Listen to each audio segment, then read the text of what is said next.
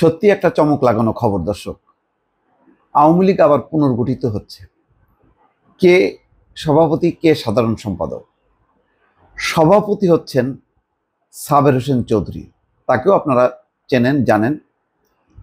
আর সাধারণ সম্পাদক তিনিও একজন পরিচিত মুখ, সোহেল তাজ। এই দুইজনকে দিয়ে আওয়ামী লীগ পুনর্গঠিত হচ্ছে।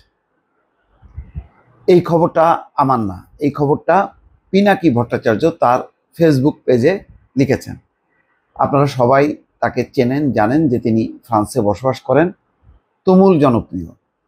শেখ হাসিনার বিরুদ্ধে লড়াইয়ে সোশ্যাল মিডিয়াতে যার সবচেয়ে বেশি বড় অবদান, তিনি হচ্ছেন পিনাকি ভট্টাচার্য।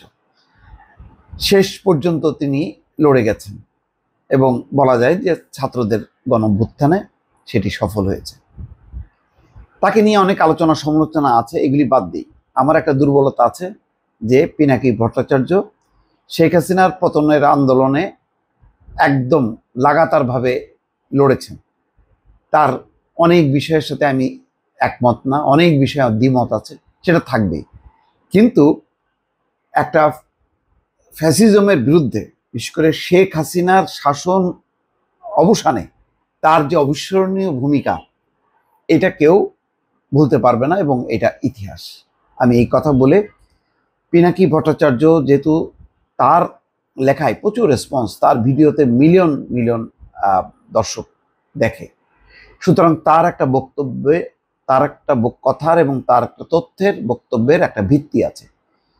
সেই হিসাবে তিনি এই বক্তব্যটা এনেছেন। অনেকদিন থেকেই কিন্তু আলোচনা, আওয়ামী লীগ কি শেখ হাসিনার আওয়ামী লীগ হবে, শেখ পরিবারের মধ্যেই থাকবে। মাহমুদুর রহমান যেমন বলেছেন যে আওয়ামী লীগ যদি শেখ পরিবারের বাইরে এসে রাজনীতি করে তাহলে তাকে গ্রহণ করা যেতে পারে যে শেখ পরিবার থেকে মুক্ত হয়ে আওয়ামী লীগ স্বাধীন রাজনীতি করছে। কিন্তু শেখ পরিবারের মধ্যে যদি ঢুকে যায় তাহলে একই আওয়ামী লীগ, সুতরাং সেই আওয়ামী লীগকে কোনোভাবেই গ্রহণ করা যাবে না। পিনাকি ভট্টাচার্য এই তথ্যটা দিয়েছেন যে সাবের হোসেন চৌধুরী সভাপতি এবং সোহেল তাজ সাধারণ সম্পাদক, এভাবেই এই দলটা পুনর্গঠিত হচ্ছে। এই পুনর্গঠিত আওয়ামী লীগ নির্বাচনে যাবে। গুরুত্বপূর্ণ তথ্য, এটাই বিএনপি, ভারত এবং ওয়াকারের যৌথ সিদ্ধান্ত, অর্থাৎ ওয়াকারুজ্জামান সেনাপ্রধান।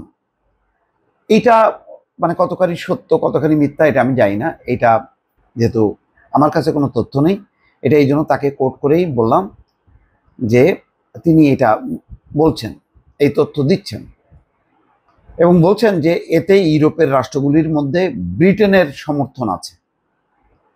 গুরুত্বপূর্ণ একটা দেশ পশ্চিমের, ব্রিটেন আমেরিকা যা ভাবে পশ্চিমা দুনিয়া তাই ভাবে, এভাবেই ধরা হয়।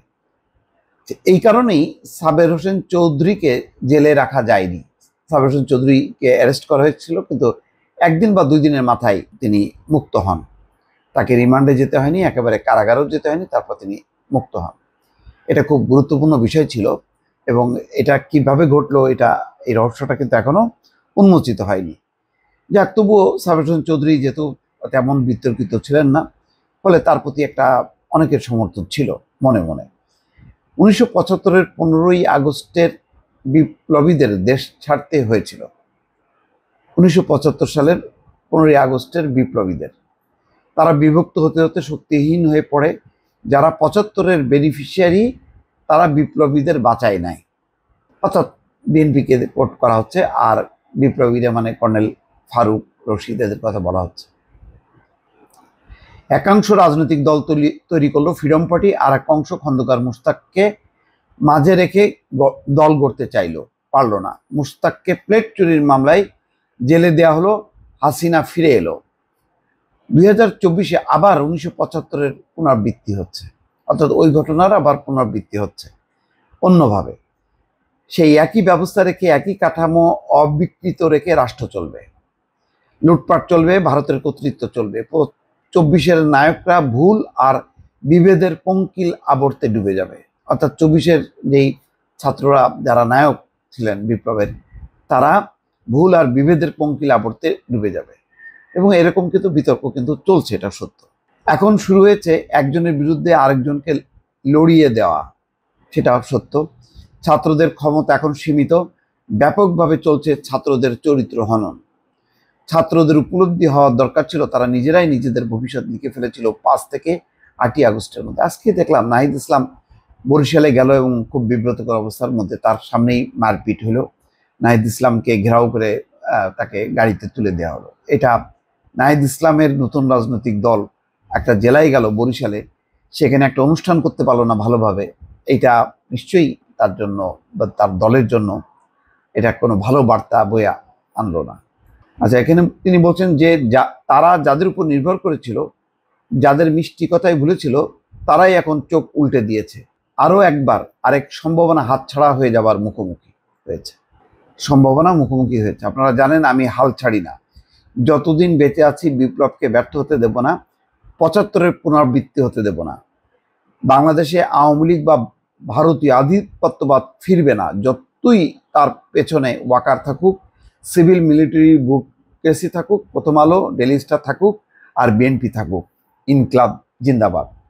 এটা পিনাকির একটা বেশ বিপ্লবী একটা স্লোগান দিয়ে শেষ করে, ইনকলাব জিন্দাবাদ।